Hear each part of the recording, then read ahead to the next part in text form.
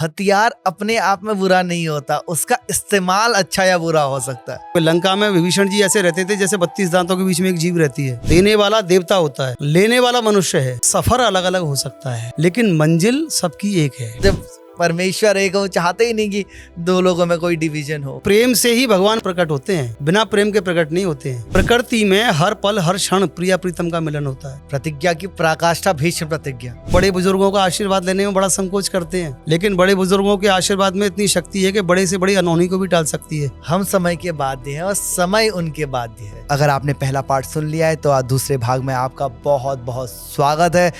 इस वाले पार्ट में हम और गहरे गए हैं बातचीत में, बहुत डीप स्पिरिचुअल चीज़ें हम लोगों ने डिस्कस की हैं और मुझे उम्मीद है कि जो पहले भाग से जितनी जो उसकी शिक्षाएं थी उनमें से कुछ आपके आचरण में आ चुकी होंगी। आप थोड़े और बेहतर इंसान हो चुके हो और मेरी दुआ है कि ये पार्ट का आखिरी तक जाने पे, ये पूरा सुनने के बाद आप थोड़े और बेहतर इंसान हो जाओ, क्योंकि इम्प्रूवमेंट का स्कोप तो हमेशा रहता है ना बाबा। तो बाकी इंजॉय दिस पार्ट, सब्सक्राइब कर लीजिए सबसे पहले अगर नहीं किया है तो। बाकी ख्याल रखो अपना और इंजॉय करो इस पॉडकास्ट को इन 3, 2, 1।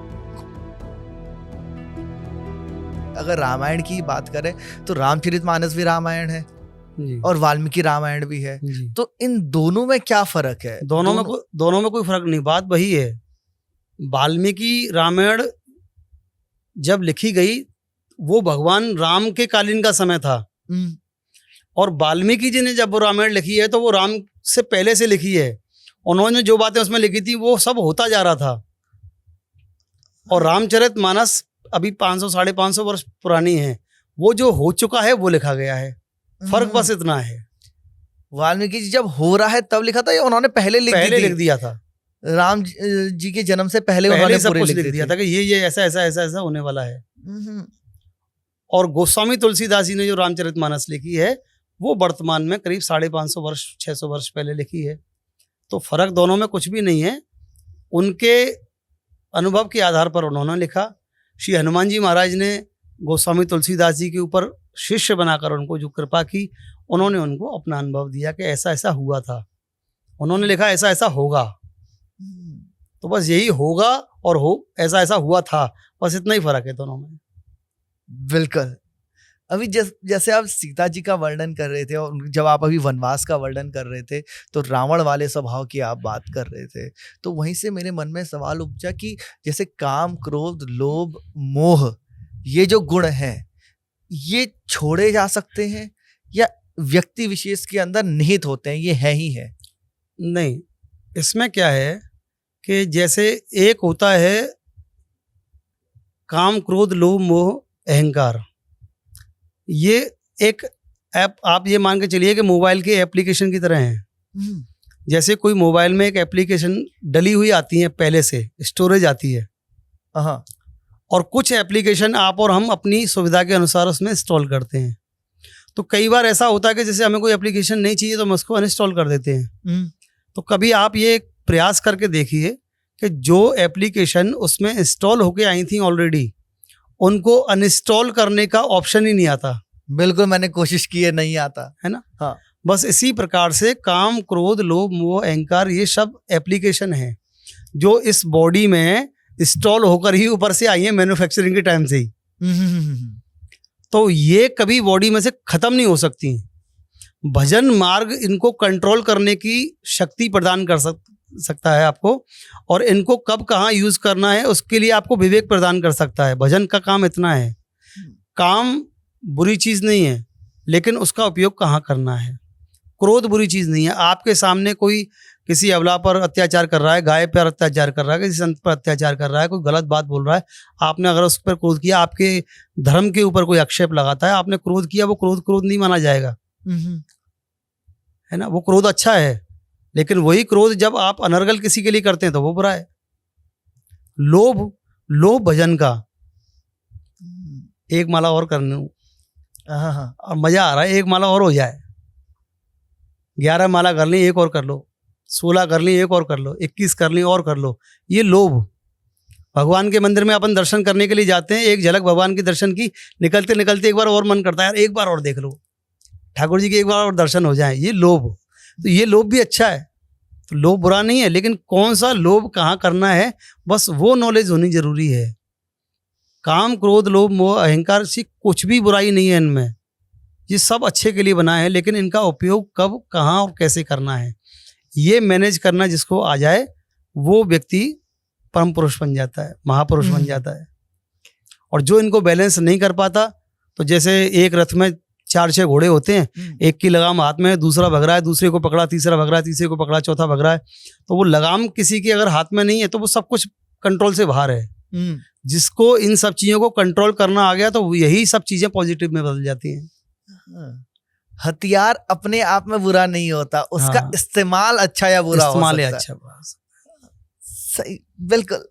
और दूसरी बात, संगत का असर होता है। रावण के लंका में रहकर विभीषण की मनोवृत्ति भी राम के प्रति है, राममय है। वो प्रभु श्री राम का भक्त है, कहाँ, लंका में रहते हुए भी राक्षसों के बीच में रहता है, लेकिन प्रभु श्री राम का भक्त है। राम के महल में मंथरा रहती है, लेकिन उसकी बुद्धि बिगड़ी हुई है। जहां दिन भर राम का अस्तित्व है, हर समय राम का नाम है, राम का अस्तित्व है, वहां उसकी बुद्धि बिगड़ी हुई है। तो कब किसकी बुद्धि कहाँ बिगड़ जाए और कब किसकी बुद्धि कहाँ सुधर जाए, इसका कोई अनुमान लगाया नहीं जा सकता। बिल्कुल। बस अपने आप को जो व्यक्ति कंट्रोल करना जानता है और अच्छे समय में, खराब समय में अपने आप को बचा कर रख सकता है भजन के माध्यम से, भगवान के दर्शन के माध्यम से, वही व्यक्ति महापुरुष कहलाने योग्य है संसार में। इस प्रकार से एक प्रसंग मुझे याद है,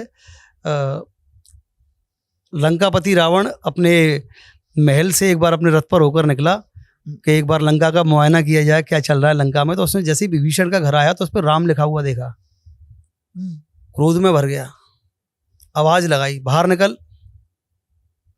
विभीषण थरथर कांपते हुए बाहर आया। हाँ भैया। बोले मेरे राज्य में रहता है, मेरा भाई है, मेरा खाता है, सब कुछ मेरा दिया हुआ रहता है, दरवाजे पर मेरे शत्रु का नाम राम लिखा हुआ है।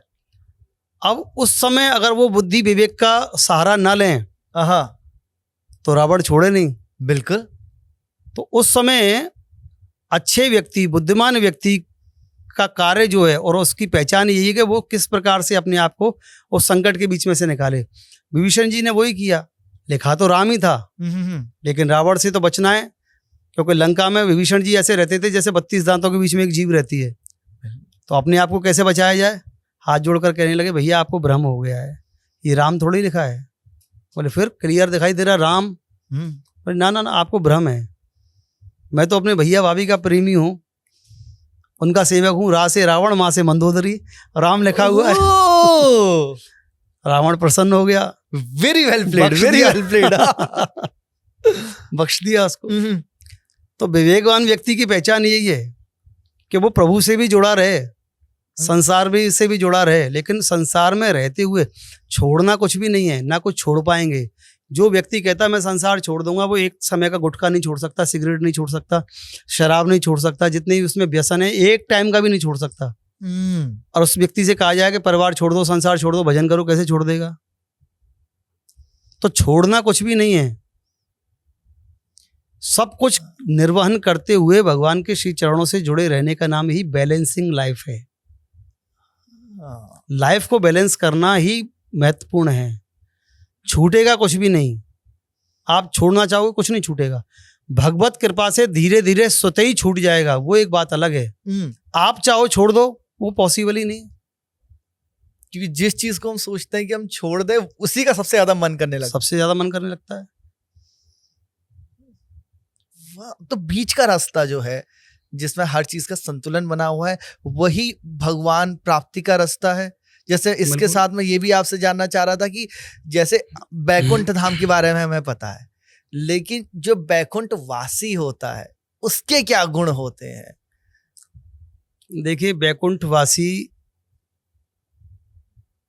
का बेसिक मूल तत्व जो है वो यही है कि जो संतों की वाणी कहती है कि जो निरंतर भगवान की चरणामृत का पान करता है, नित्य प्रति भगवान का शीतलक अपने मस्तक पर धारण करता है, नित्य प्रति भगवान की माला जप करता है, नित्य प्रति भगवान के दर्शन करता है और उनकी शरण में नित्य प्रति रहता है, स्वयं को शून्य मानकर। और निरंतर भजन में जो लीन रहता है, संसार में रहते हुए भी वो भगवान की भक्ति में ही लीन रहता है, तो वही व्यक्ति भगवान के गोलोक धाम तक पहुंचता है। इसे आप ऐसे भी समझ सकते हैं कि आपने अपने जीवन में कभी किसी का दिल नहीं दुखाया, अपनी वाणी, अपने व्यवहार से कभी किसी को कष्ट नहीं पहुंचाया, अपनी वाणी से किसी को अपशब्द नहीं कहे, अपने द्वारा किसी का अहित नहीं किया, वो व्यक्ति भी भगवान के वैकुंठ धाम को ही जाता है। क्योंकि भगवान कहते हैं कि तुम जब वैसे बन जाओगे जैसा मैं चाहता हूं, जो मैं चाहता हूं तुम वो करने लग जाओगे, तो तुम्हारी मेरी दोस्ती हो जाएगी। दो लोगों में दोस्ती कब होती है? जब उनके विचार सेम एक जैसे होते हैं। बिल्कुल। अगर उनके विचार नहीं मिलेंगे, महीने 2 महीने बाद खटपट हो जाएगी। तो भगवान से दोस्ती करनी है तो उन जैसा बनना पड़ेगा। देवता, हम कहते हैं कि देवता हमारे देवता हैं। देवता का मतलब क्या है? देवता का सीधा सीधा सा मतलब है, देवता कोई एक विशेष कैटेगरी या क्वालिटी नहीं है। देवता का मतलब है, उनको हम कहते हैं देव। देव का मतलब देने वाला। देव का मतलब देने वाला। जो देने वाला है वो देवता है। वायु से सांस प्रदान होती है, वो देवता है। जल से हमें, जल देवता से जल प्रदान प्राप्त होता है, तो वो देवता है। है ना? जितने भी देवी देवता हैं, हमको उनसे कुछ ना कुछ प्राप्त हो रहा है। बृहस्पति से हमको ज्ञान प्राप्त होता है, वो हमारे देव हैं। तो जितने भी देव हैं वो सब दे रहे हैं, इसलिए वो देव हैं। अब अगर हम ये चाहें कि हम अपनी लाइफ में हम देवता बन जाएं, आप देना शुरू कर दीजिए। जब आप देना शुरू कर देंगे तो आप भी देवता हो जाओगे। देने वाला देवता होता है, लेने वाला मनुष्य है। लेने वाला मनुष्य है, देने वाला देवता है। तो आप चाहें कि आप देवताओं की कैटेगरी में आ जाएं तो आप देना प्रारंभ कर दीजिए। सीधी सी बात है। जब तक आप ले रहे हैं आप मनुष्य कैटेगरी में हैं। जब तक आप ले रहे हैं आप मनुष्य हैं। जिस दिन आपने देना शुरू कर दिया आप देवता बन जाते हैं। बिल्कुल। जैसे कि लोग बाग कहते हैं कि भगवान के 24 अवतार हैं। हम कहते हैं भगवान के जितने अवतार हैं, अनंत अवतार हैं भगवान के, और हर पल, हर क्षण, हर मिनट, हर दिन भगवान का अवतार होता है। एक व्यक्ति हॉस्पिटल में एडमिट है, उसका ऑपरेशन हुआ, एनेस्थीसिया का इंजेक्शन लगा हुआ है, तब तक वो बेहोश है। उसको होश में लेके आई, परिवार वालों ने कहा देखो यही वो डॉक्टर साहब हैं जिन्होंने आपकी जान बचाई है। डॉक्टर साहब आप तो मेरे लिए भगवान बन के आए हो गया भगवान का अवतार। उसी समय भगवान का अवतार हो गया। तो पृथ्वी पर भगवान का अवतार क्यों? क्योंकि उसने उसको प्राण जीवन दिया है, उन्होंने उसका जीवन बचाया है, उसको कुछ ना कुछ दिया है, भगवान बन गया। आपने किसी की जरूरत पड़े पे मदद कर दी, भाई साहब आप तो मेरे लिए भगवान बन के आए हो। कहते नहीं कहते हैं, भगवान का हो गया अवतार। तो भगवान के गुण जो हैं वो उनको भगवान बनाते हैं। वही गुण जब मनुष्य के भीतर आते हैं तो उसको भी लोग भगवान बोलने लगते हैं। बिल्कुल, सुंदर, समझ में आ गया और बहुत बढ़िया से आपने समझा दिया। इसके बाद थोड़ा सा वृंदावन की तरफ जाना चाहूंगा। वृंदावन के बारे में, मुझे मंदिरों के बारे में कुछ पूछना है, और उससे पहले आपका एक भजन है कि मन चल वृंदावन धाम, वो एक बार हो जाए, उसके बाद वृंदावन की तरफ साथ हम बढ़ेंगे।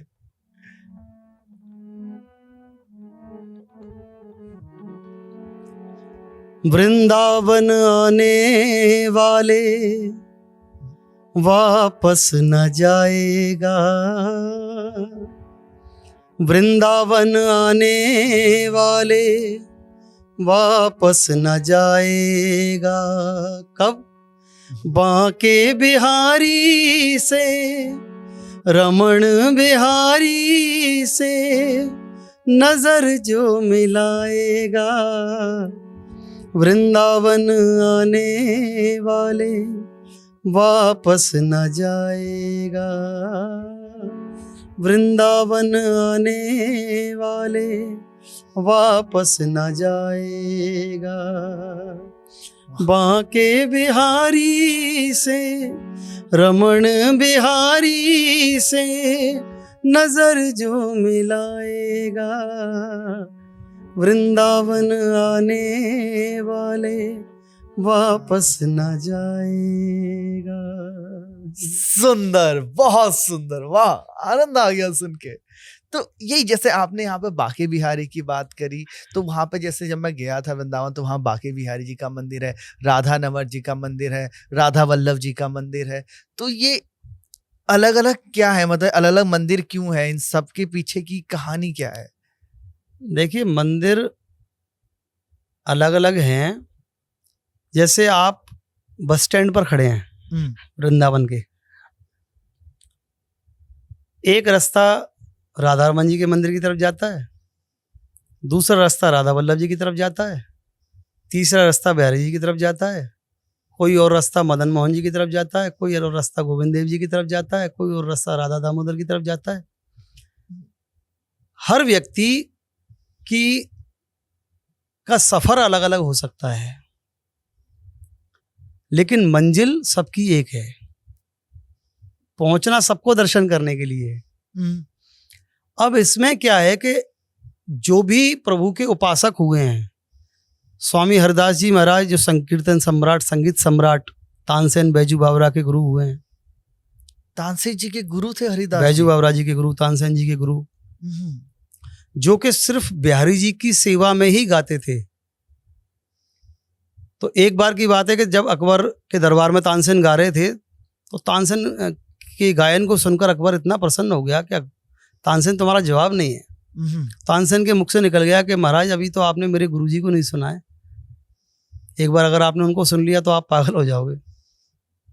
तो अकबर कहने लगा, जिसका शिष्य ऐसा गाता हो जो हमारे नवरत्नों में शामिल है, तो इनका गुरु कैसे होंगे? हम आपके गुरु की संगीत सुनना चाहते हैं। बोले बस यही पॉसिबल नहीं है, संभव नहीं है। क्यों? बोले मेरे गुरु जो हैं वो सिर्फ बिहारी जी को रिझाने के लिए गाते हैं, संसार के लोगों को रिझाने के लिए नहीं गाते। बोले हमको सुनना है, कैसे भी सुनवाओ। तो जब ज़्यादा जिद की तो तानसेन अकबर के साथ वृंदावन आए, एक झाड़ियों में छुपा दिया अकबर को, और वहाँ पर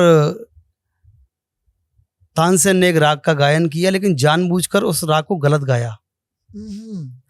तुरंत स्वामी हरदास जी महाराज ने कह दी, अरे तानसेन जैसा गायक और किसी राग को बेसुरा गा जाए, सब बात समझ नहीं आती। बोले गुरुदेव स्मृति से निकल रहा है, एक बार कृपा कीजिए। स्वामी हरदास जी ने जब उसको गायन किया तो जितने भी वहां पर तोता मोर पक्षी थे सब इकट्ठे हो गए, आ गए। जितने मुरझाए हुए फूल पौधे थे सब खिल गए। तो संगीत का गायन सुना तो अकबर से रहा नहीं गया, ताली बजाते बजाते बाहर निकल के आ गया, आनंद आ गया। स्वामी हरदास जी कहने लगे, ये कौन? अरे महाराज ये अकबर हैं। अरे स्वामी हरदास जी से कहने लगे अकबर के, मैं आपके संगीत से बहुत प्रसन्न हूँ, आप कुछ मांगो। बोले तुमने सबसे बड़ा अपराध तो यही किया है कि छुपकर मेरा संगीत सुना जो मेरे प्रभु के लिए है। अब मैं तुम्हें क्षमा करता हूँ, तुम जाओ। अकबर ने कहा कि लेकिन महाराज मैं राजा हूँ, मैं बिना दिए नहीं जाऊँगा, कुछ भी मांग लो। बोले हमें कुछ नहीं चाहिए, तुम जाओ, कुछ तो मांगना पड़ेगा। स्वामी हरदास जी ने कहा कि अभी ये अहंकारी है। अच्छा अगर कुछ देना चाहते हो तो एक काम करो कि यमुना जी के किनारे पर जो सीढ़ी उतरती है घाट की, उस सीढ़ी का छोटा सा कोना टूट गया, वो ठीक करा दो। अकबर कहने लगा, महाराज मैं अकबर हूँ, साधारण नहीं हूँ, इतना बड़ा राजा हूँ, आप सीढ़ी का एक कोना बनवाने की कहते हैं, मैं पूरा महल बनवा दूंगा। बोले तू खाली वो कोना बनवा दे भैया, उसी से हमारा काम हो जाएगा। अकबर पहुंचा, जब जाके उसने उस सीढ़ी के कोने को देखा तो उसमें इतने बेशकीमती हीरे मोती माणिक जड़े हुए थे कि स्वामी हरदास जी के चरण पकड़ लिया। अकबर ने कहने लगा, महाराज अगर मेरा पूरा खजाना भी बिक जाए ना तो भी मैं इस कोने को नहीं बना पाऊंगा, ये इतनी बेशकीमती हीरे जवाहरात इसमें लगे हुए हैं। तब श्री स्वामी हरदास जी महाराज ने श्री यमुना जी में ऐसे हाथ डाला और वैसे ही हीरे मोती माणिक ऐसे निकाल कर हाथ में दिखा दिए। बोले ये देख, इतनी कृपा तो हमारी यमुना महारानी की वैसे ही हमारे ऊपर रहती है, जब चाहे इस कोने को बनवा देंगे, हम तो उससे कह रहे हैं कुछ नहीं चाहिए, जा वापस। तो उसका जितना भी उसका अहंकार था वो सब नष्ट कर दिया उन्होंने। तो ऐसे जो उपासक हैं उन्होंने अपने संगीत गायन से स्वामी जी महाराज ने श्री बिहारी जी को प्रकट किया।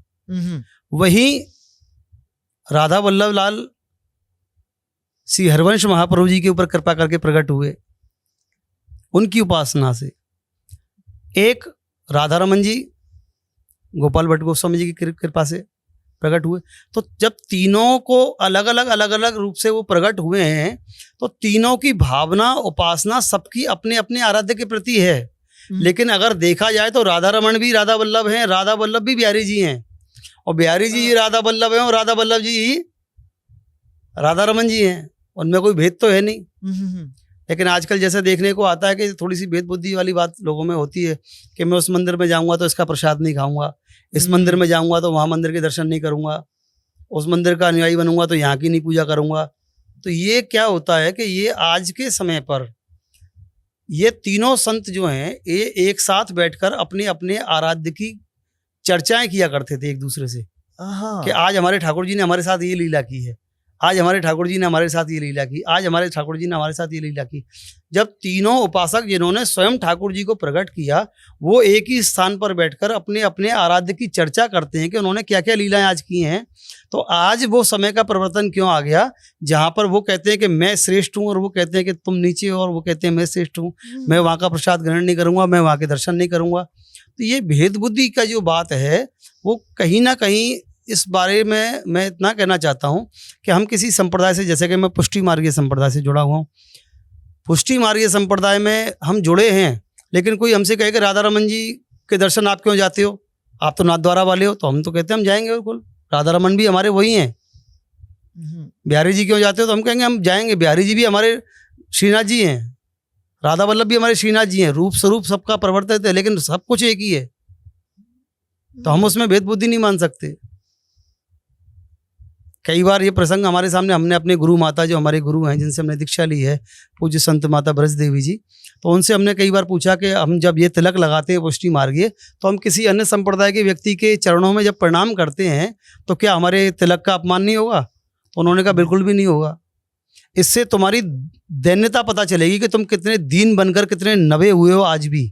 अगर तुमने किसी को प्रणाम नहीं किया तो वो व्यक्ति तुम्हारे ऊपर नहीं, तुम्हारी संप्रदाय और हमारे ऊपर अंकुश उठाएगा कि तुम्हारे गुरु ने तुमको यही सिखाया था कि आप किसी को प्रणाम ना करो। बोले आप कोई भी तिलक लगाओ, लेकिन कोई भी संत आपको मिले आप उसके चरणों में प्रणाम कीजिए, उससे आपके संप्रदाय, आपके कुल और आपके गुरु का ही सम्मान बढ़ रहा है कि आपको कैसी शिक्षा दीक्षा दी गई है। वाह। तो हम संप्रदाय ग्रहण करना आवश्यक है, कहीं ना कहीं से तो दीक्षा लेनी ही है, जहाँ मन टिक जाए वहाँ से। लेकिन संप्रदायवाद के जब खूंटे से कोई व्यक्ति बंध जाता है तो उसको बांध दिया जाता है खूंटे से कि यहाँ नहीं जाना, वहाँ ऐसा नहीं करना, वहाँ का प्रसाद नहीं ग्रहण करना, तो वो कहीं ना कहीं जो ईश्वर का तत्व है उसको हम बहुत संकीर्ण करते जा रहे हैं, बहुत छोटा करते जा रहे हैं, ऐसा मेरा मानना है। नहीं, बिल्कुल नहीं आप, और यहाँ पे बिल्कुल सही है कि आखिरी में सारे रास्तों का जो एंड पॉइंट है वो है परमात्मा से मिलन, वैकुंठ धाम में हमें भी स्थान मिले। तो वो भेदभाव करके नहीं हो, जब परमेश्वर एक हो, चाहते ही नहीं कि दो लोगों में कोई डिवीजन हो।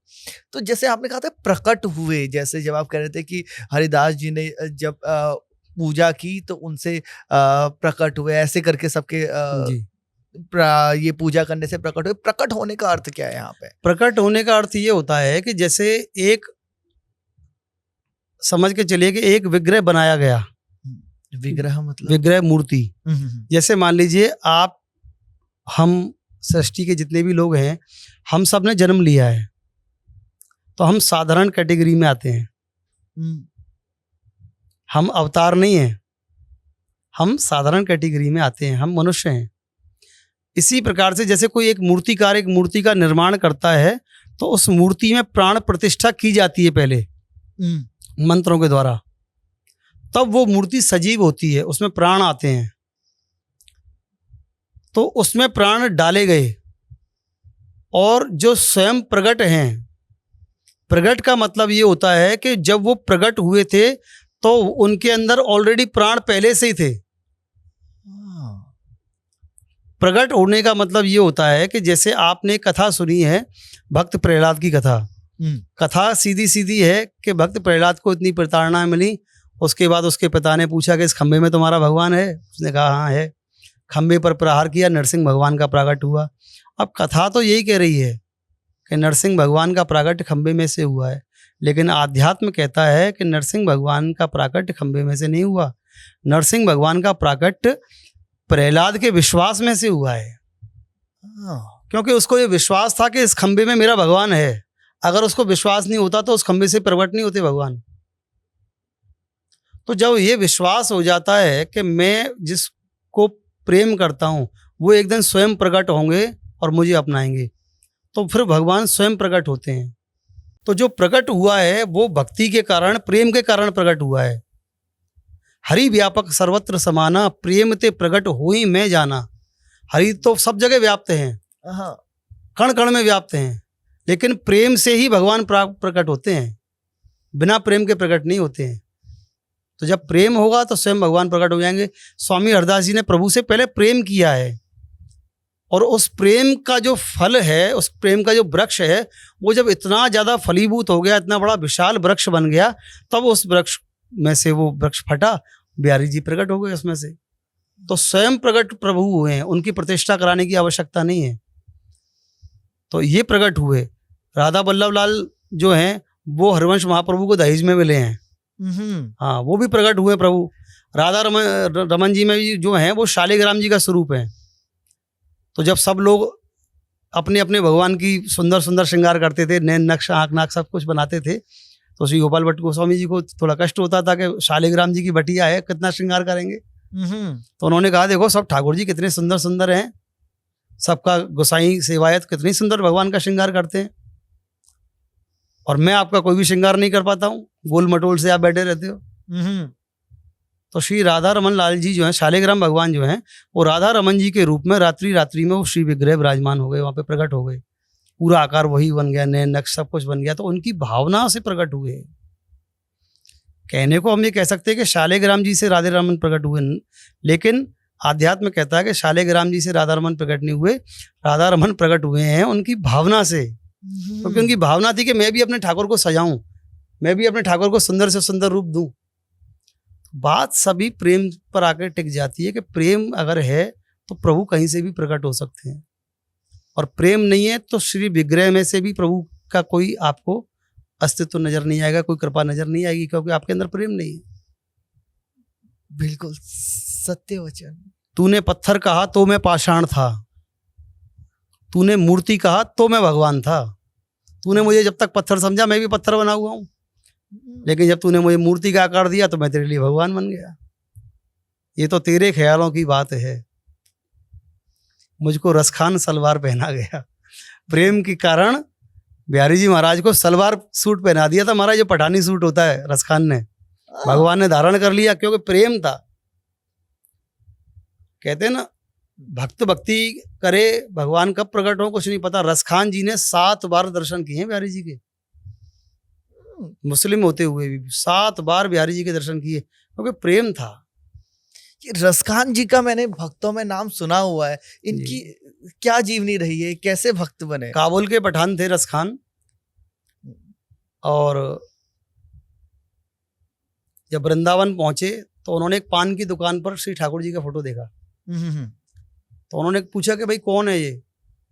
उन्होंने कहा हमारे राजा हैं, राजकुमार हैं। कहाँ रहते हैं? मंदिर बता दिया, फलानी जगह। तो रसखान को तो ये पता था कि कोई जैसे हम और आप हैं ऐसे ही कोई राजकुमार होंगे। तो मंदिर पहुंच गया दर्शन करने के लिए। दरबारों ने रोक दिया, तो मुस्लिमों मंदिर में प्रवेश नहीं होगा तुम्हारा। बैठ गए वहीं पर टिक के, भाई दर्शन तो करके जाएंगे। तो स्वामी हरदास जी को बुलाया गया महाराज। तो स्वामी हरदास जी ने कहा कि देखो तुम्हें हम चौकीदार बना देते हैं यहाँ का। तो रसखान जी ने सोचा चौकीदार बनना अच्छा है, राजकुमार है, पर हर समय महल में थोड़ी रहेंगे, कभी तो महल से बाहर आएंगे, दर्शन कर लेंगे। अब उनको क्या पता कि अंदर विग्रह विराजमान है। तो जब उन्होंने, श्री बिहारी जी रात के समय निधवन जाते थे रासलीला करने के लिए, बिहारी जी निकले तो रसखान पीछे पीछे के राजकुमार है, मैं चौकीदार हूँ, मेरा दायित्व बनता है कि इनकी सुरक्षा करनी है। तो निधवन में पीछे पीछे पीछे पीछे पहुंचे, द्वार बंद हो गए, रसखान बाहर रह गए। तो रसखान ने एक छोटे से दरवाजे के नीचे से झांक कर देखा तो क्या देखते हैं कि जितने लता पता है वहाँ की सब वो सब गोपियां बन गई। स्वामी हरदास जी प्रकट हो गए, सब पखावज संगीत वाले बजाने वाले प्रकट हो गए। श्री बिहारी श्री किशोरी जी राधा रानी प्रकट हो गई और वहाँ पे रासलीला होने लगी। अब ठाकुर जी तो सब कुछ जानने वाले हैं, ठाकुर जी पहचान गए कि रसखान देख रहा है, तो एक थाप तबले की पड़ी और श्री ठाकुर जी ने अपना पैर जोर से पृथ्वी पर मारा, तो जो पैरों में घुंघरू बंधे हुए थे ठाकुर जी के, उसमें से एक घुंघरू निकलकर सीधा उसकी आंख के ऊपर जाके लगा रसखान के ऊपर। तो उसने उठा के वो जेब में रख लिया। उठा के जेब में रख लिया। ठाकुर जी मंदिर में आए तो मंदिर में पहुंच गए। सुबह 4:30 बजे का टाइम, 5 बजे मंदिर खुलता था बिहारी जी का। अब जैसे ही गोसाई घंटा बजाने लगे तो रसखान ने डंडा उठा लिया, सब में मारने लगा। सब कहने लगे अरे देखो पागल हो गया है, तो स्वामी हरदास जी की वजह से यहाँ पे चौकीदार बन के रहता है, उनको बुलाओ वही हटाएंगे इसको। स्वामी जी आए, क्या बात है भाई? बोले महाराज राजकुमार अभी अभी आए हैं खेल कूद के अपने रासलीला करके, और इन्होंने अभी घंटे भर में ही घंटा बजा दिया इतनी जोर जोर से, किसी को आराम तो करने दो। अब सब चौंक गए। गोसाई कहने लगे देख लो महाराज क्या बेवकूफ़ी की बातें कर रहा है। अरे बेवकूफ़ी की बातें नहीं कर रहा हूँ, सच कह रहा हूँ, अभी अभी तो आए हैं। तो स्वामी जी ने पूछा कि तेरे पास कोई प्रूफ है? तब रसखान ने कहा हाँ है, दिखाओ। जेब से निकाल के घुंघरू दिखा दिया ठाकुर जी का, ये देख लो। जाकर देखा तो वो पायल में से घुंघरू कम निकला। वाह! तब सबको विश्वास हुआ कि वाकई में रसखान जी को श्री ठाकुर जी का दर्शन हुआ है। और उस दिन रसखान को ये पता चला कि जिसको मैं राजकुमार मानता हूँ वो वास्तविकता में हिंदुओं के सबसे बड़े भगवान हैं, जिन्हें हम बिहारी जी कहते हैं। हाँ। तब उसकी भक्ति बढ़ी कि भाई मैंने एक भगवान के दर्शन कर लिए और मुझे यही नहीं पता था कि ये भगवान भी हैं। और इसके बारे में तो ये भी कहा जाता था ना कि निधिवन वगैरह में अगर आप रात के समय पे कोई भी दर्शन करने की कोशिश करता है तो कभी बताने की स्थिति में नहीं रहता, पागल हो जाता है, उसकी मृत्यु हो जाती है, या अंधा हो जाता है, गूंगा हो जाता है, बता नहीं पाता उसके अनुभव को। तो रसखान जी को ऐसा देखने के बाद फिर भी जीने का अनुभव कैसे मिला और बाकियों को नहीं मिलता? देखिए ये उनकी ठाकुर की स्वयं की कृपा है। पहली बात तो रसखान जी निधवन के अंदर थे ही नहीं, वो तो बाहर थे। पहली बात तो ये। दूसरी बात ये कि भगवत कृपा से ईश्वर जिसको चाहे उसको अपना अनुभव करा सकते हैं, लेकिन कोई छल से कपट से दर्शन करना चाहे तो उसकी स्थिति वैसी हो जाती है। छल कपट मनुष्यों के साथ कर सकते हैं ना हम, ईश्वर के साथ थोड़ी कर सकते हैं। तो जो छल कपट से उनके दर्शन करना चाहते हैं और कर भी लेते हैं, तो फिर उनमें और जो सैकड़ों साल से 50 साल से जो निरंतर ठाकुर जी की उपासना साधना कर रहे हैं, तो उनकी भक्ति तो फिर भक्ति नहीं रही। तो उस कारण से उनके साथ वो घटनाएं घटित होती हैं। लेकिन ऐसा नहीं है कि श्री ठाकुर जी निधवन या सेवा कुंज में ही नित्य प्रति आते हैं। एक संत का सानिध्य मुझे प्राप्त हुआ, संत श्री सेवक शरण जी महाराज। अब तो उनका शरीर नहीं है, बहुत समय मैं उनके साथ में रहा हूँ, उनके सानिध्य में। तो मैं उनसे पूछता था तो वो एक बात कहते थे कि देखो सेवा कुंज में और निधवन में ठाकुर जी आते होंगे, ये बात में कोई संदेह नहीं है, लेकिन अगर ये कहो कि वहीं आते हैं कहीं और नहीं आते, ये बात स्वीकार नहीं है। प्रकृति जिसने बनाई है उसको, इतनी बड़ी प्रकृति जिसने बना दी, उसको हम इतना सूक्ष्म कैसे कर सकते हैं कि वो सिर्फ एक ही दायरे में रहे। प्रकृति में हर पल हर क्षण प्रिया प्रीतम का मिलन होता है। तो हमने पूछा कैसे? तो महाराज जी ने उत्तर दिया कि जिस प्रकार से हम जब बोलते हैं ना हरे कृष्ण, हरे कृष्ण जब हम बोलते हैं तो हरे शब्द जो है वो श्री राधा रानी के लिए बोला गया है, कृष्ण शब्द कृष्ण के लिए बोला गया है। हरे राम में हरे शब्द सीता जी के लिए बोला गया है, हरे शब्द राम के लिए बोला गया है। तो हरा शब्द जो है सीता जी के लिए, राधा जी के लिए है। तो हरा यानी ये प्रकृति जो आप देख रहे हैं, जितनी ग्रीनरी आप देख रहे हैं, ये पूरी ग्रीनरी प्रकृति ही श्री राधा रानी का स्वरूप है, क्योंकि ये हरे हरे रंग की है।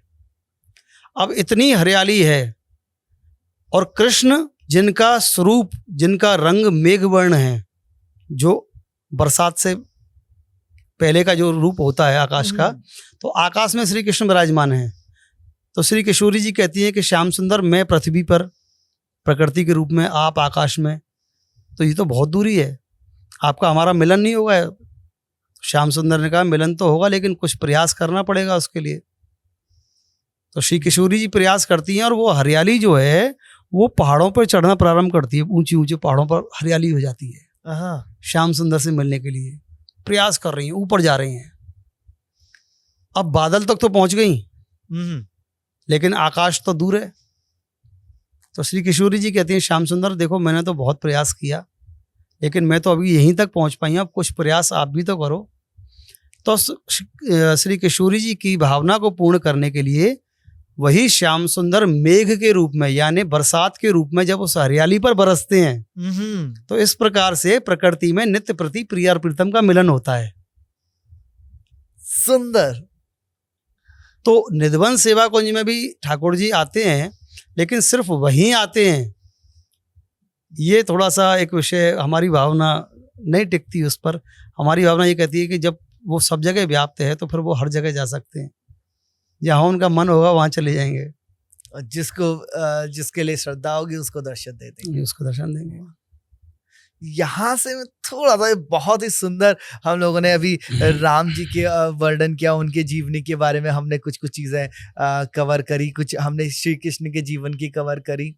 और अब यहाँ से मैं चाह रहा था कि एक महाभारत की तरफ हम अगर थोड़ा सा रुक करें, तो मैं ये सबसे पहले जानना चाहता हूँ कि आपका महाभारत का सबसे रोचक, जो आपका पसंदीदा किरदार है, वो कौन है? महाभारत में जो रोचक किरदार है, वो सबसे ज्यादा रोचक किरदार द्रौपदी का है। क्योंकि ये महाभारत जो हुई है, तो वो मूल आधार तो वहीं से प्रारंभ हुआ, द्रौपदी से ही प्रारंभ हुआ ना। तो रोचक इसलिए क्योंकि महाभारत में आप पढ़िए तो द्रौपदी का भी नाम कृष्णा है, और वो श्याम सुंदर को अपना सखा मानती हैं, मित्र मानती हैं। बिल्कुल। कोई भी संकट में हो, परेशानी में हो, तो वो एक बार अपने भाई से डिस्कस करे ना करे, पति पत्नी से करे ना करे, पत्नी पति से करे ना करे, पुत्र पिता से करे या ना करे, लेकिन हर व्यक्ति अपने जो क्लोज फ्रेंड होता है एक बार उससे डिस्कस जरूर करता है हर बात को। महाभारत का एक प्रसंग है, उस प्रसंग में जब बहुत दिन हो गए युद्ध होते होते, तो एक दिन भीष्म पितामह से दुर्योधन ने कहा कि पितामह आप खाते ही मेरा हो, मेरे राज्य में रहते हो, लेकिन आप युद्ध पांडवों की तरफ से लड़ते हो। तो भीष्म पितामह ने कहा कि पांडवों की तरफ से युद्ध मैंने कब लड़ा? बोले ये पांडवों की तरफ से लड़ना ही हुआ कि अभी तक इतने दिन के युद्ध में आप एक भी पांडव का वध नहीं कर पाए। सही बात है,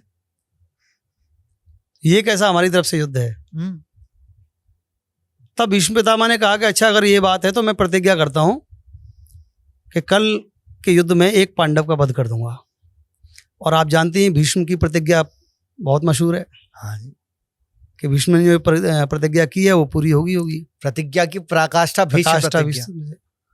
तब उन्होंने जब प्रतिज्ञा की, द्रौपदी को जब ये बात पता चली तो दौड़ती दौड़ती कृष्ण के पास पहुंची। केशव, क्या आपको पता है कि भीष्म पितामह ने प्रतिज्ञा की है? केशव कहने लगे हाँ पता है। द्रौपदी कहने लगी पता है और फिर भी आप इतने आराम से बैठे हो? क्या आपको हमारे प्राणों की रक्षा नहीं करनी? आप जानते हो ना, अगर एक भी पांडव का वध हुआ, वीर गति को प्राप्त हुआ, तो हम द्रौपदी और चारों पांडव जीते जी जल समाधि ले लेंगे। हमने ये प्रतिज्ञा की हुई है। तो जब पूरा वंश ही नष्ट हो जाएगा तो पांडवों का वंश कहाँ रहेगा? तो आपने पग पग पर हमारी रक्षा की, हर समय आपने हमारी रक्षा की, आज भी आपको रक्षा करनी पड़ेगी। तो कृष्ण ने कहा कि अच्छा तो ये बता कि तेरे पास कोई सुंदर सी साड़ी है, अच्छी गोटादार, बॉर्डर वॉर्डर बढ़िया हो उसमें। द्रौपदी कहने लगी आपको साड़ी की पड़ी है बॉर्डर वाली की? पति की जान संकट में। पॉइंट। केशव कहने लगे साड़ी है कि नहीं ये बता। बोले हाँ है। बोले पहन के आ। साड़ी पहन के आ, गहरी गहरी हाथ में मेहंदी लगा, पूरे हाथ चूड़ियों से भरे होने चाहिए, मांग में सिंदूर होना चाहिए, पैरों में पायल होनी चाहिए, महावर पैरों में लगा हुआ होना चाहिए। तैयार होकर जब द्रौपदी आई तो केशव द्रौपदी से बोले चल मेरे साथ, और उसे ले गए कहाँ? जहां भीष्म पितामह का कैंप लगा हुआ है। भीष्म पितामह के कैंप के पास ले गए, लेकिन काली कांवर का घूंघट उड़ लिया, कोई पहचान ना जाए शत्रुओं के इलाके में जा रहे हैं। काली कांवर का? हाँ, जो काली कांवर कृष्ण के कंधे पे रहती है, एक काला वस्त्र, घूंघट कर लिया उसका। जब भीष्म पितामह के द्वार पर पहुंचे कैंप के, तो केशव ने कहा कि देख ये जूतियां उतार दे। भीष्म पितामह जूतियों की आहट से समझ जाते थे कि ये कौन है, हाँ। तो पहचान ना जाए तुझे। जूतियां उतार दी और केशव ने कहा कि देख जाकर उनको मत्था टेक के प्रणाम करना। आज के हमारे समाज में सबसे ज्यादा कमी इसी बात की है कि जो हमारे युवा हैं वो चरण स्पर्श नहीं करना चाहते। पहले पैर छूते थे दोनों हाथों से, फिर एक हाथ से पैर छूने लगे, फिर घुटनों तक आ गए, फिर और थोड़े ऊपर तक आ गए। अब ऐसा लगता है कि वो वापस आशीर्वाद ना देने लग जाए कुछ समय के बाद में, ऐसी स्थिति हो जाए, है ना। तो कृष्ण क्या कहते हैं, मत्था टेक के प्रणाम करना। द्रौपदी अंदर पहुंची तो इसमें एक प्रसंग आता है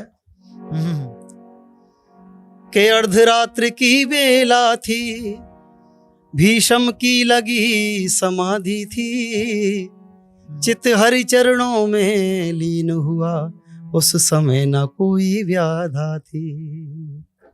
भजन में लगे हुए हैं, केशव का भजन चल रहा है, अर्धरात्रि की बेला है, दूर दूर तक कोई आवाज नहीं, एकदम सन्नाटा है। तो अर्धरात्रि की बेला थी, भीष्म की लगी समाधि थी, चित हरि चरणों में लीन हुआ, उस समय न कोई व्याधा थी। द्रौपदी ने प्रवेश किया। जैसे ही द्रौपदी प्रवेश करती है तो द्रौपदी ने जाकर सर रखा दादा भीष्म के चरणों में। चरणों में कौन झुका देखूं, दादा भीष्म एकदम चौंके। देखा कौन आया इस समय, तो आँख खोलकर देखते हैं, क्या देखते हैं कि देखा एक सधवा नारी है, चरणों में शीश नवाती है, उसके तन की सुंदर साड़ी सधवापन को दर्शाती है। भीष्म पितामह को लगा कोई सधवा नारी आई है, कोई सधवा मतलब सधवा यानी कोई विवाहिता, नया नया विवाह इसका हुआ है। तो आशीर्वाद मुख से निकला, सौभाग्यवती है भव बेटी, और तेरे हाथों की मेहंदी का ना रंग कभी छूटे बेटी। हाँ। आशीर्वाद दे दिया, और आशीर्वाद लिए लेती जा, सिंदूर से मांगना खाली हो, जाते जाते ये भी ले जा तू वीर कुमारों वाली हो। अब तो द्रौपदी तिलमिला गई। क्या कहा, आशीर्वाद मुख से निकला, सौभाग्यवती है भव बेटी। पिता में आपने ये आशीर्वाद मुझे दिया है, लेकिन एक बार मन में विचार करके देखो कि जब मेरे पति नहीं होंगे तो सौभाग्यवती कैसे रहूंगी मैं, और जब पति नहीं होंगे तो वीर कुमार कहां से होंगे। जैसे ही द्रौपदी के इतने वचन सुने, विष्णु पितामह ने कहा कौन, तो द्रौपदी के इतने वचन सुने, कहने लगी मैं द्रौपदी। द्रौपदी के इतने वचन सुने, हाथों की माला छूट गई, हरि के चरणों में लगी हुई चितचूर समाधि टूट गई। द्रौपदी तू यहां, जी पितामह कैसे कहने लगे, किसी स्त्री में इतना साहस नहीं कि लाखों लाशों का ढेर पड़ा हुआ है कुरुक्षेत्र के मैदान में, इनको पार करके कोई मेरे कैंप तक आ जाए, तो ये बता तुझे लेकर कौन आया है। द्रौपदी कहने लगी कि जगत के रचैया कृष्ण कन्हैया मुरली बजैया मुझे यहाँ लेकर आए हैं। कहाँ हैं? द्रौपदी ने कहा बाहर बैठे हैं।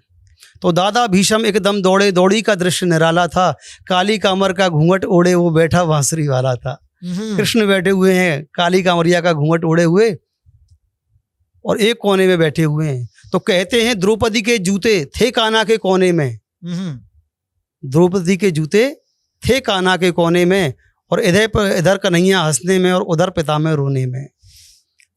भगवान कृष्ण ने अपने पीताम्बर में द्रौपदी की जूतियां लपेटकर अपनी बगल में लगा रखी थी। तो उनसे कोई प्रेम करने वाला होना चाहिए, वो भक्त के जूते भी उठाने के लिए तैयार है। इससे ज़्यादा छोटा काम हम कृष्ण से क्या करा सकते हैं। वो तुम्हारे जूते भी उठाने के लिए तैयार है, तुम उतना समर्पण रखो, उतना प्रेम करो। कहते हैं द्रौपदी के जूते थे कानों के कोने में, और इधर पितामह रोने में और इधर कन्हैया हंसने में। द्रौपदी चली आई। पितामह रोना धोना बाद में करना, पहले ये बताओ कि मेरे आशीर्वाद का क्या हुआ। तो दादा भीष्म बोल उठे, जाओ अब विजय तुम्हारी है। दादा भीष्म बोल उठे, जाओ अब विजय तुम्हारी है, और पांडव का बाल बाका नहीं जब रक्षक चक्रधारी है। बोले अब पांडवों का कौन बाल बाका करेगा, जब स्वयं कृष्ण इनकी रक्षा करने के लिए तत्पर हैं, खड़े हुए हैं, तब पांडवों का बाल कोई बाका नहीं कर सकता। लेकिन द्रौपदी, इस कन्हैया से एक बात कह देना कि कल जो मैंने प्रतिज्ञा की थी उसकी भी रक्षा यही करेगा, और जो मैंने आज आशीर्वाद दिया है उसकी भी रक्षा फिर अब यही करेगा। हाँ, तो ये समर्पण का भाव, एक इतनी बड़ी अनहोनी होने वाली है कि एक पांडव वीर गति को प्राप्त होने वाला है, और इतनी बड़ी घटना को अगर मोड़ आया इतनी बड़ी घटना में, तो ये मोड़ किसकी वजह से आया? श्री कृष्ण की वजह से। श्री कृष्ण की वजह से आया और आशीर्वाद की वजह से आया। आज हम लोग बड़े बुजुर्गों का आशीर्वाद लेने में बड़ा संकोच करते हैं, लेकिन बड़े बुजुर्गों के आशीर्वाद में इतनी शक्ति है कि बड़े से बड़ी अनहोनी को भी टाल सकती है।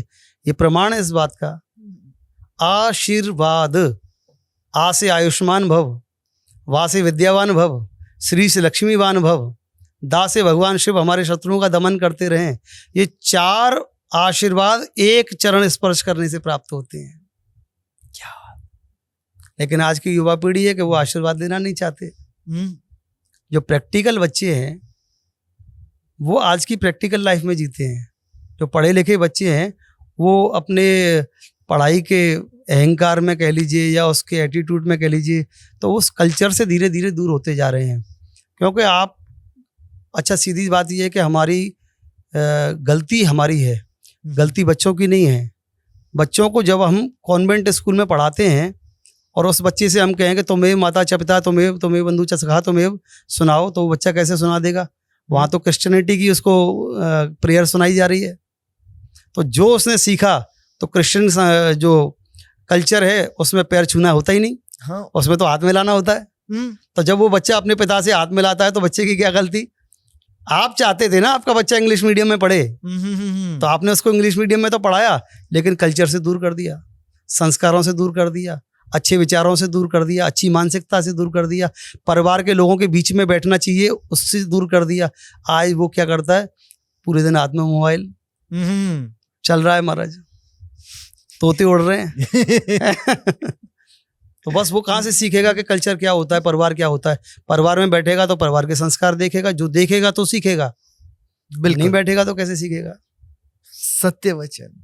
यहाँ पर भी थोड़ी सी मेरी उत्सुकता अभी भी उस तरफ है कि जब उन्होंने श्री कृष्ण से बोल दिया कि अब आपके हाथ में है सब कुछ, अब सुबह हुई, अब जैसा उन्होंने वचन दिया था दुर्योधन को, तो वचनबद्ध होके वो आज पांडवों का वध करने के लिए तैयार है। तब श्री कृष्ण ने क्या युक्ति लगाई यहाँ पे? श्री कृष्ण ने युक्ति ये लगाई कि जब पांडव अर्जुन का रथ चला रहे हैं, श्री कृष्ण सारथी बनकर बैठे हुए हैं, और जब रथ चल रहा है और सामना हुआ भीष्म पितामह से, तो भीष्म पितामह को तो अपनी प्रतिज्ञा पूरी करनी है। तो एक एक करके जब वो बाण मारते गए, लगातार बाण छोड़ते गए, तो सबसे पहला प्रहार उन्होंने अर्जुन के रथ के ऊपर किया है। और जैसे ही अर्जुन के रथ के ऊपर बाण चलाया, रथ से अर्जुन गिरे तो उनका गांडीव कहीं और था, उनके तीर कहीं और थे, निहत्थे हो गए बिल्कुल। और जब भीष्म पितामह ने सोचा कि भाई अब इसका समय आ गया है कि अब किसी भी प्रकार से इसकी रक्षा नहीं हो सकती है, तब कृष्ण ने वहां पर उस रथ के पहिए को उठाया भीष्म पितामह पर प्रहार करने के लिए। तो प्रहार करने के लिए भीष्म पितामह ने पूरा प्रयास किया है, लेकिन कृष्ण की भी प्रतिज्ञा यह थी कि मैं महाभारत में शस्त्र नहीं उठाऊंगा। तो भीष्म पितामह ने भी ये प्रतिज्ञा की थी कि अगर मैं गंगा का पुत्र हूं तो तुमसे शस्त्र उठवा के रहूंगा। तो जब उन्होंने उस शस्त्र को उठाया है और मारने के लिए हुए हैं, तब वहां कृष्ण को जब क्रोध आया तो उन्होंने सुदर्शन चक्र की जगह अपने रथ के पहिए को उठा लिया। तो कृष्ण की भी प्रतिज्ञा उन्होंने तोड़वा दी। और जब देखा कि भीष्म पितामह सामने खड़े हुए हैं, तब उन्होंने अर्जुन को आज्ञा दी कि अर्जुन अब तुम्हारा कर्तव्य जो है तुम अपना कर्तव्य पूरा करो। अर्जुन कहने लगा मेरे दादाजी हैं, इनकी गोद में बैठकर खेला हूं, और सबसे ज्यादा लाडला, सबसे ज्यादा प्रिय भीष्म पितामह को अर्जुन था, सबसे ज्यादा प्रिय था। लेकिन केशव कहते हैं कि ये युद्ध का मैदान है, युद्ध के मैदान में कोई अपना नहीं होता है। जो सामने खड़ा हुआ है वो बस शत्रु है। तुम्हारा कर्म, तुम अपना कर्म पूर्ण करो। तुम्हारा कर्तव्य है इनके ऊपर तीर चलाना, तुम्हारा कर्तव्य है युद्ध लड़ना, कर्म करना। उन्होंने कहा कि अगर पितामह के ऊपर तीर छोड़ दूंगा, समाज क्या कहेगा, क्या संदेश जाएगा कि एक ऐसा भी हुआ था जिसने अपने दादाजी के ऊपर ही तीर चला दिया। तो जैसा समाज सुनेगा वैसा करेगा। कृष्ण ने कहा कि तुम किस भ्रम में हो, क्या सोच रहे हो, ये तीर तुम चला रहे हो। अगर ये तीर तुम चला रहे होते तो तुम अपने आप को दोषी मान सकते थे। ये तीर चलाने वाले तुम नहीं, ये तीर चलाने वाला मैं हूं। और इस गांडीव में भी जो शक्ति भरी हुई है ना, वो मेरी शक्ति भरी हुई है। अगर मैं ना हूं तो तुम्हारा ये गांडीव किसी काम का नहीं, तुम्हारा धनुष किसी काम का नहीं, तुम्हारे बाण किसी काम के नहीं। वहां श्री कृष्ण ने फिर अर्जुन को गीता का उपदेश दिया है। फिर से वो तो शुरुआत में ही दे दिया था ना जी। उन्होंने। गीता का उपदेश वहीं से दिया है कि तुम इनको, जो तुम्हारे सामने हैं वो तुम्हारे शत्रु हैं, तुम अपना कर्म करो अगर तुम कुछ प्राप्त करना चाहते हो तो। बिल्कुल। और आज्ञा मेरी है, ना तुम इनको मारने वाले हो, ना तुमने इनको जन्म दिया है। इनको मारने वाला भी मैं ही हूं और इनको जन्म देने वाला भी मैं ही हूं। तुम सिर्फ निमित्त मात्र हो बस। इसी तरीके से आप और हम एक निमित्त मात्र हैं। जो भी आप और हम कर रहे हैं वो एक निमित्त है। बाकी जो भी कुछ हो रहा है वो ईश्वर की कृपा से हो रहा है, वो उनकी कारण हो रहा है। आज का समय, आज की घड़ी, आज की तारीख, अगर आप चाहें कि आप अपने जीवन की पूरी संपत्ति दांव पर लगाकर इसे किसी भी प्रकार से पुश का बटन दबा दें या इसको बैक कर दें, क्या पॉसिबल है ऐसा? नहीं। अगर आप कल ये चाहें 7 तारीख को कि आज वापस से 6 तारीख होनी चाहिए और धीरज जी का पॉडकास्ट होना चाहिए, क्या पॉसिबल है ये? नहीं, नहीं है ना। क्यों? अगर हम कुछ होते तो हम ये कर पाते। हम कुछ नहीं हैं, हम समय के बाध्य हैं। कराने वाला सब कुछ समय है, करने वाले सब कुछ ईश्वर है। हम समय के बाध्य हैं और समय उनके बाध्य है। बस तो ये एक फर्क आ गया। इस प्रकार से खिलौना होता है, उसमें जितनी चाबी भर दी जाएगी उतना चल जाएगा। जब उसकी चाबी खत्म हो जाती है तो वो रुक जाता है। वही स्थिति आपकी और हमारी है। तो जितने समय आप और हम संसार में हैं, बस उतनी दिन की हमारी चाबी भरी हुई है। जिस दिन वो चाबी खत्म हो जाएगी, खिलौना वही रुक जाएगा। इस पे एक बहुत प्यारा गाना था ना किसी पुरानी पिक्चर में कि वो हंसते हंसते रोना सीखो, रोते रोते हंसना, हाँ। जितनी चाबी भरी राम ने उतना उतना चले ही चले खिलौना। खिलौना। तो इस पर हम एक वक्तव्य बोलते हैं कि चली जा रही है जीवन की रेल, समझकर खिलौना इसे यूं ना खेल। चली जा रही है जीवन की रेल, समझकर खिलौना इसे यूं ना खेल। कुशल कारीगर ने है इसको बनाया, बड़ी अक्लमंदी से इसको सजाया। कान की जगह कान लगाए, आंख की जगह आंख, नाक की जगह नाक, मुंह की जगह मुंह।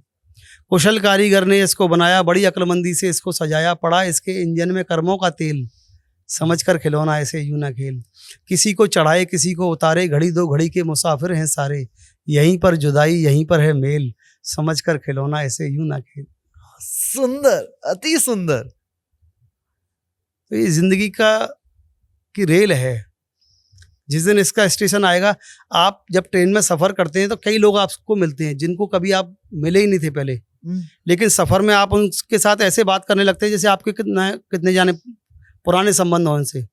लेकिन उस व्यक्ति का अगर स्टेशन आ जाए और वो उतरने वाला हो, आपको यार अभी मत उतरो, तुमसे अभी अभी तो बात शुरू हुई है, अभी अभी तो तुमसे प्रेम हुआ है, उतरो मत, तो वो क्या कहेगा, भैया मेरा स्टेशन आ गया, उतरना पड़ेगा क्योंकि मेरे पास आगे की टिकट नहीं है। तो इसी प्रकार से जब हम संसार में रहते हैं तो परिवार के लोग हमको मिलते हैं, एक परिवार बनता है, लेकिन वो एक सफर में हमसे मिले हैं। लेकिन जिस दिन जिसका स्टेशन आएगा उसको उस दिन अपने स्टेशन पर उतरना ही पड़ेगा, आप उसको रोक नहीं सकते। बिल्कुल, बहुत ही गहरे और बहुत सत्य वचन है आपने जो भी कहे। और पूरे आज की चर्चा में एक छोटी सी चर्चा मैं इसके बाद और करना चाहूंगा, जिसके बाद हम आज के पॉडकास्ट, ये वाला जो संवाद है हमारा, ये वाला जो सत्संग है, इसको हम विराम दे सकते हैं। मुझे लगता है इच्छा नहीं है, बट समय की पाबंदी जो होती है। तो एक प्रसंग ये हमारी चर्चा में ही एक बार आया था, आपकी और मेरी में ही, कि आमरण अनशन किया था अपने पुत्रों की मृत्यु सुनने के बाद, उसके समाचार सुनने के बाद गांधारी जी ने, उससे रिलेटेड आपने मुझे कुछ बताया था। वो आप थोड़ा बहुत उस हल्की सी बात हो पाई थी उस बारे में। तो ये आमरण अनशन जो उन्होंने किया था वो टूटा कैसे था?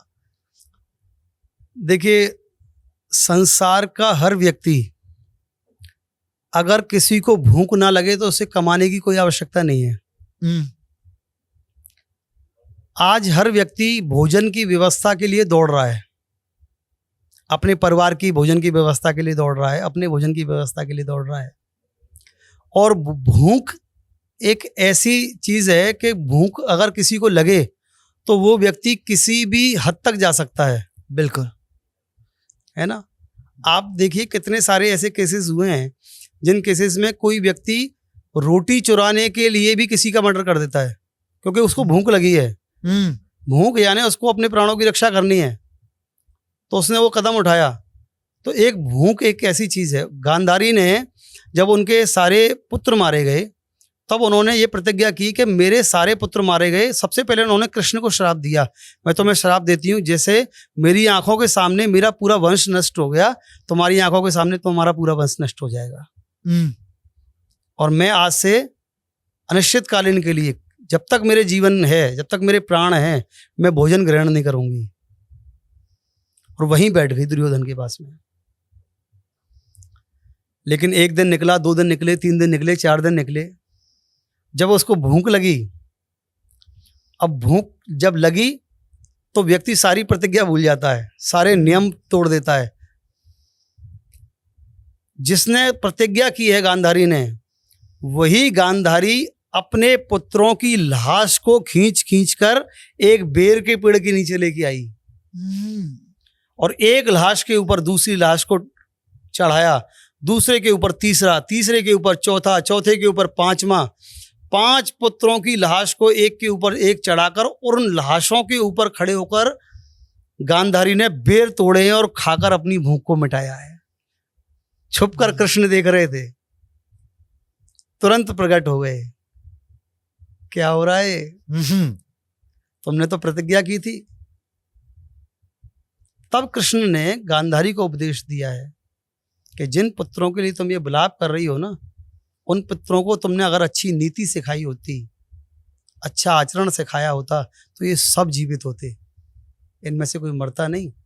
और तुमने कहा कि मैं जब तक मेरे प्राण हैं मैं भोजन ही नहीं करूंगी, तो एक बात और याद रखो कि ये तय तुम नहीं करोगे, ये तय करना मनुष्य का काम नहीं है, ये तय करना हमारा काम है कि हमने एक एक दाने पर मनुष्य का नाम लिखा हुआ है। जब तक वो जीवित है, जो जो अन्न का कण उसके मुख में जाना है वो जाके ही रहेगा, और जिस दिन नहीं जाना है उस दिन महाराज कितने भी यत्न कर लेना, उसके मुंह में एक दाना भी नहीं डाल पाओगे आप। तो उसका अहंकार नष्ट हुआ यहाँ पर। तब उसको पश्चाताप हुआ, केशव मैंने आपको श्राप दे दिया है। बोले कोई बात नहीं, तुम्हारे श्राप हम हंस के सहन कर लेंगे, कोई दिक्कत नहीं। तो भूख एक ऐसा विषय है कि बड़ी से बड़ी प्रतिज्ञा को तोड़वा सकता है। और ये आज की घटना नहीं है, ये उस स्त्री की मैं आपसे बात कर रहा हूं जिसने अपने पति के नेत्रहीन होने के कारण जीवन भर अपनी आंखों के ऊपर पट्टी बांध के रखी। उसकी आंखों में वो शक्तियां थीं और उसके स्वयं के अंदर वो शक्ति थी, कोई साधारण नहीं थी गांधारी, वो एक दैविक स्वरूप थी। आज के साधारण नारियों की तरह नहीं थी, दैविक स्त्री थी। उसके बाद भी उसकी दशा हो सकती है, तो आज का समय क्या कहता है? बिल्कुल, मतलब इतनी महान स्त्री, उनका व्रत टूट जाना जी, ये बहुत आश्चर्य और बहुत गहरी बात है। इसमें भी बहुत गहरा आपने आखिरी में लेसन दिया है जो इस पूरे भावार्थ में आया है। तो व्यक्ति के ऊपर जब तक भगवत कृपा होती है सारे काम बन जाते हैं। मैं आपको एक घटना और बता रहा हूं, आज से लगभग 20 साल पुरानी घटना होगी। कलकत्ता जाना था, ट्रेन में बैठे हुए थे, तो हमारे एक सहयोगी थे,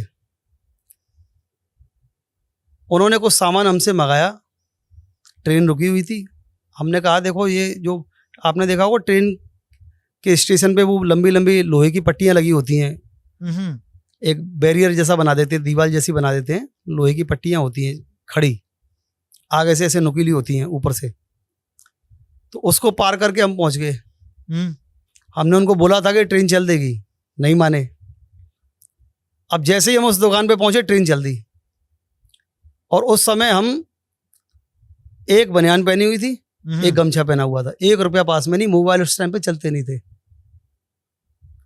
बंगाल के एक स्टेशन पे हम खड़े हुए थे बिना पैसों के। मानसिक इतनी परेशानी के वापस कैसे जाएं, कलकत्ता कैसे पहुंचे। तो भगवत कृपा से एक मन में विचार आया, तो एक मालगाड़ी खड़ी हुई थी, कोयले भरे हुए थे। उस जमाने में कोयले और मालगाड़ी बहुत बहुत दिन बाद पहुंचती थी, 4-4 5-5 दिन खड़ी रहती थी रास्ते में। तो हमने उनसे जो गार्ड होते हैं सबसे पीछे ट्रेन से, हमने कहा कि हमारे साथी निकल गए ट्रेन से ऐसे और हमें कलकत्ता पहुंचना है, तो आप आज्ञा दो तो हम इसमें पीछे बैठ जाते हैं। उन्होंने आज्ञा तो दे दी कि बैठ जाओ पीछे, लेकिन महाराज जो वो ट्रेन चली और वो कोयला जो उड़ा, तो कोयले उड़ के पूरे बाल और पूरा चेहरा और पूरे कपड़े एकदम काले काले ऐसे काले हो गए कि पहचान में नहीं, ऐसा लगा जैसे कोयले की खदान में काम करने वाला कोई आदमी होता है। ऐसी स्थिति हो गई हमारी। तो जब कलकत्ता पहुंचे 4 दिन बाद, और कलकत्ता पहुंचकर हमको एड्रेस उनका पता नहीं था, शॉर्ट लेक एरिया पता था कि कलकत्ता में कोई शॉर्ट लेक एरिया है, वहाँ वो कार्यक्रम है, में उधर पे, हाँ वहाँ वो कार्यक्रम है। तो हम वहाँ पहुंचे, पूछते पूछते तो एक दरवान था, वॉचमैन, तो हमने उसको कहा कि भाई हम वृंदावन से आए हैं। तो उसने हमारी हालत देख के उसने सोचा कि तो कोई पैसे वैसे मांगने वाला होगा। उन्होंने कहा चलो भैया आगे बढ़ो, चलो यहाँ से आगे चलो। हमने कहा भैया वृंदावन से आए हैं। तो उसने कहा वृंदावन से तो जो आए थे वो 4 दिन पहले आ गए, तुम कहाँ से आए हो वृंदावन से? अब वो पहचाने नहीं। हमने कहा कोई अंदर हो जो हमारे साथी थे, एक बार उनको बोलो। तो उन्होंने हमारे 1-2 साथियों को बुलाया, तो वो बालकनी में से देखने लगे। तो वो हमारे साथी भी हमको नहीं पहचाने दूर से देखकर। हमको लगा कोई ऐसे ही आदमी होगा, रंग परिवर्तन हो चुका है, आपका कैसे पहचानेंगे? उन्होंने उसको इशारा किया वॉचमैन को, कुछ खाने पीने के लिए दे दो, विदा करो, हमें नहीं पता कौन है ये आदमी। तो हमने आवाज लगाई, तब उन्होंने सुनी हमारी बात, तो बुलाया हमने उनको, भैया हमें। तब जैसे तैसे हम वहाँ पहुँचे। तो जब उन्होंने हमसे पूछा कि भाई तुम यहाँ तक कैसे पहुँचे, कैसे आए, तब हमने उनको सारी घटना बताई कि हम इतने दिनों में जिस स्टेशन पर भी ट्रेन रुकी और जिस किसी भी व्यक्ति से हमने खाने का कोई सामान लिया दुकानदार से, उस व्यक्ति ने हमसे पैसा क्यों नहीं मांगा? दुकानदार तो बिना पैसे के कोई सामान देगा नहीं। हाँ। लेकिन हमने जितने भी लोगों से वहाँ कुछ भी खाने पीने की वस्तु मांगी, उन्होंने वो हमको, चाहे किसी को 2 देते हो तो हमें 1 दिया होगा, लेकिन उसने पैसे नहीं लिए हमसे। और जो गार्ड था वो रास्ते पर हमको बिस्किट चाय खिलाता हुआ लेके आया। कारण क्या था कि हम घर से भगवान के नाम की चर्चा करने के लिए निकले थे। आप अपने घर से जब अच्छा उद्देश्य लेकर कहीं निकलते हैं तो आपका सफर कष्टमय जरूर हो सकता है, लेकिन आपका सफर अधूरा कभी नहीं होगा। आपका सफर पूरा जरूर होगा। भगवत कृपा से हम वहाँ तक पहुँच गए। अगर कोई और काम से हम निकले हुए थे, हमें विश्वास है हम वहाँ तक पहुँच ही नहीं पाते, कोई लोग हमारी मदद ही नहीं कर पाते। लेकिन सीधी सी बात यह है कि जब आप कृष्ण के काम से निकलते हैं, जब आप प्रभु के काम से निकलते हैं, तो प्रभु ही किसी न किसी रूप में कहीं ना कहीं आकर आपकी लगातार मदद करते हैं और वो आपकी मंजिल तक पहुँचा देते हैं। बिल्कुल बिल्कुल। और जैसे एक मंजिल जो थी आज तक, ये आज आपसे भेंट हो पाई मेरी, और इतना बढ़िया संवाद हुआ, मतलब मेरा दिल बहुत ही बहुत ऐसा होता है, खाली सा महसूस हो रहा है अंदर से। जैसे कि वो होता है ना कि सारी चीजें खत्म हो गई, बहुत शांति सी है मेरे अंदर पसरी हुई। इतना प्यारा सत्संग हुआ हमारा। और जैसे कि आपने वो 5 स्वभाव की बात की थी, काम क्रोध लोभ, तो अब जैसे मेरा लोभ है कि मैं चाह नहीं रहा कि ये वार्तालाप खत्म होगी, बहुत आनंददायक हो रहा है। बट वही संतुलन, जैसे फिर आपने बोला कि संतुलन इज द की। तो आज के संवाद को हम यहाँ पे विराम देने की तरफ आगे बढ़ेंगे। एक सुंदर सा भजन हो जाए, आपका नया भजन जो अभी लोगों ने इतना नहीं सुना है, एक वो भजन के साथ अगर हम आज की इस सत्संग को विराम देंगे तो मजा आ जाएगा। राधे राधे राधे राधे राधे राधे राधे राधे राधे राधे राधे राधे राधे राधा ही सहारा है जीने का, राधा ही सहारा है, राधा ही सहारा है जीने का, सर्वस्व हमारा है जीने का, राधा ही सहारा है। करुणामयी हमारी बरसाने वाली,